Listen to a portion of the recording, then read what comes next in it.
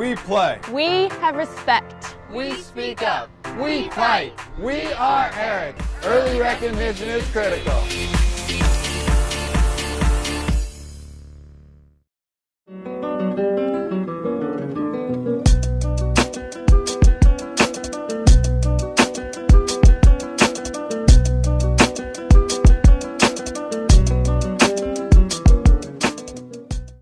Today we're talking about cutting in a horizontal offense.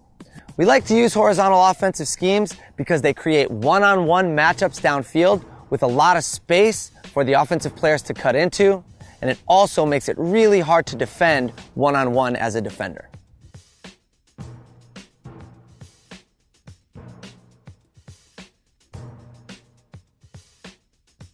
Teaching this cutting scheme can be really hard with new players because there's a lot going on, a lot of movement, and it's not always easy to understand what to do and when to do it. We want to start by teaching players where the live space is and where the dead space is. The live space is where we want cuts happening. The dead space is where we want cutters to clear. For many horizontal offenses, and the one we're going to teach today, our live space is the middle of the field, and our dead space is near the sidelines.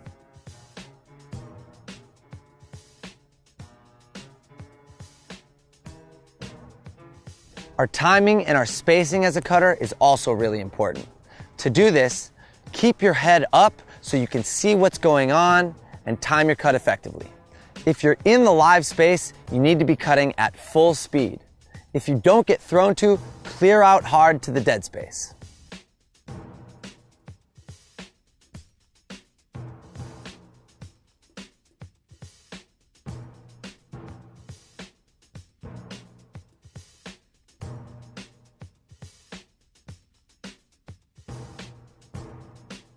When you're working with new players, it's easy to get caught up in questions like, when do I cut and where do I cut? Stick to the principles. Talk about where the live space is and where the dead space is. If you're in that live space, you cut hard. If you're clearing, make sure you space yourself so that we have those one-on-one matchups all over the field. Today we're talking about horizontal offense and our cutting structure downfield. Now there are some advantages in horizontal that we want to talk about. First of all, spacing. We have a lot of space created right here in front of the disc, as well as some wide open space downfield. This makes it really hard on our defenders because they have to choose which one they're going to take away. There are a few guiding principles that we want to talk about with horizontal. We want to talk about where we're cutting and where we're clearing. Lots of horizontal offenses use this middle of the space as our on-stage area where a lot of the cutting is going on. And many times we're going to clear in our sideline space. We call that the dead space, or places that we're not generally going to throw to, but a good place to clear out. When we teach horizontal offense, a lot of times it's more effective to teach just 4-on-0 downfield. It gives us a better sense of the spacing and timing. Once we get that spacing and timing, then we can start throwing in defenders and reading and reacting. So what we're going to do with this live side cutter is we're just going to clear him out open side underneath to start, and that's going to create a lot of space right here in the middle of the field for Kai to make an out and in cut. Let's see just that piece of it. 3, 2, 1, disc in. So we're clearing hard underneath. Kai is out and under attacking that disc. Great.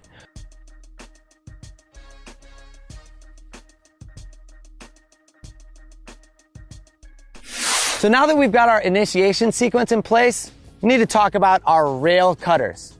As we create that out and under, our rail cutters are going to want to push downfield slightly because their job is to create a continuation pass off of that initiating cut.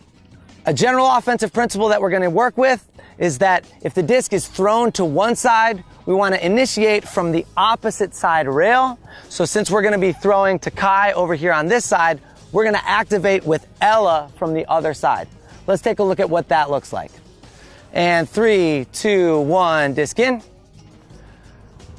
Space created underneath. Kai for the out and under, and Ella did a nice job setting up her cut underneath. It's important for our rail cutters to see the field and anticipate what's going to happen so that they can create the space necessary to set up their cut and gain yards. Ella did a nice job setting up her cut, getting out into space, and catching a big gainer.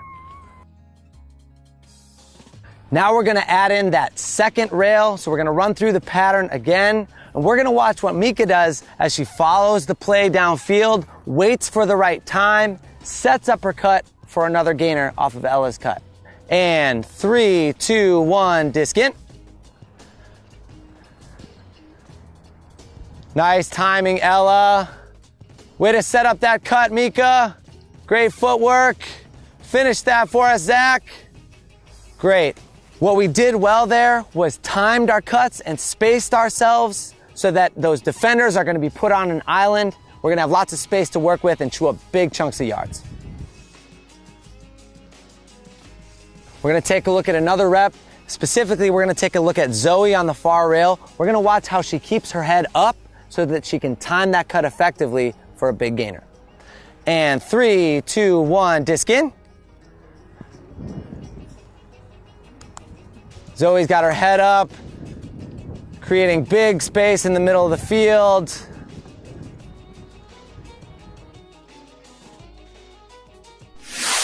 Now we're getting down the timing and spacing of our cuts. We also have to consider where we clear to if we don't get thrown to, or what we do after we throw the disc. Here we're gonna take a look at what Zach does after he clears out. We're gonna see him clear to the dead space on the rail, and then follow the play to anticipate another cut. And 3, 2, 1, disc in. Great, Zach's clearing out. He's gonna get to that rail. He's got his head up. He's looking for what's going on downfield. Mika's anticipating that throw, and Zach finishes it with a nice underneath cut.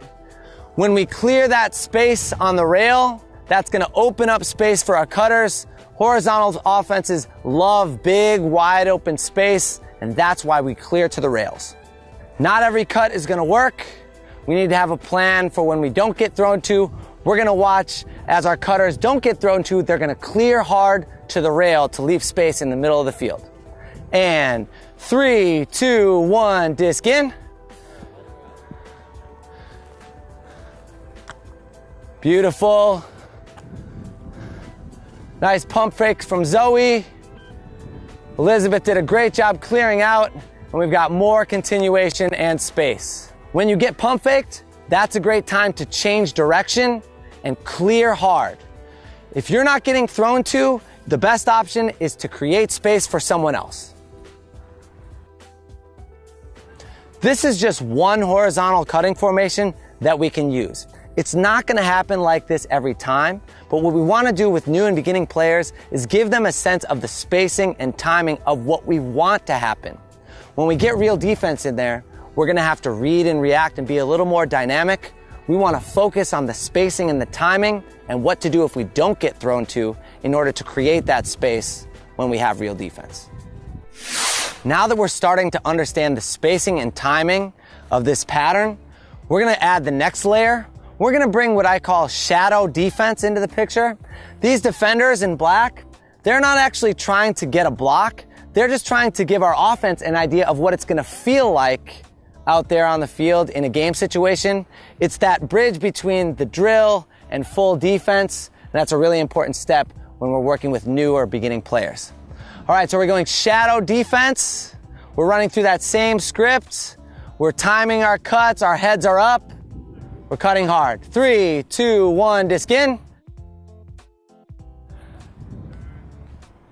Nice timing, Zoe. Beautiful. Nice, Mika. Put on that mark if we can. Beautiful. That time we did a nice job cutting hard and creating space. Our defense at this point is just helping out the team by setting that mark and giving us the feel of real defense. We're gonna put in that step before we crank it up to full 100% defense. And 3, 2, 1, disc in.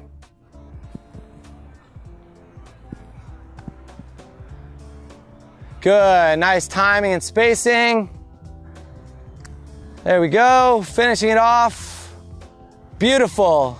Our timing created lots of one-on-one matchups. Our continuation and spacing allowed us to use the space to chew up big chunks of yards, and we love that in our horizontal offense. You'll know you're doing this right as an offensive cutter if you can catch, turn, and throw in rhythm and still gain 15 yards. You'll know you're spacing yourself well downfield if at any given moment all the defenders look like they're matched up one-on-one rather than helping in other areas of the field.